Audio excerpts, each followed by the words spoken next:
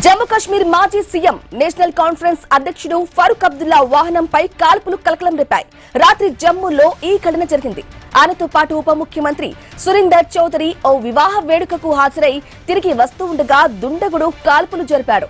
ఈ ఘటనలో వారికి ఎలాంటి గాయాలు కాలేదు. సంపన్న ప్రాంతం గ్రేటర్ కైలాష్ లో ఈ ఘటన జరిగింది. ఇక పెళ్లి వేడుక నుంచి ఫరూక్ అబ్దుల్లా బయటకు వస్తూ ఉండగా అక్కడే వేచి ఉన్న దుండగుడు కాల్పులు జరిపాడు. వెంటనే భద్రతా అధికారులు దుండగుణ్ణి పట్టుకున్నారు.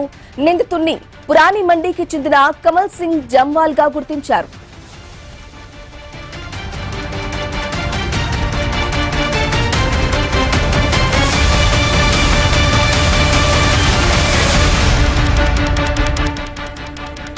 జమ్మూ కాశ్మీర్ మాజీ సీఎం నేషనల్ కాన్ఫరెన్స్ అధ్యక్షుడు ఫరూక్ అబ్దుల్లా వాహనంపై కాల్పులు కలకలం రేపాయి.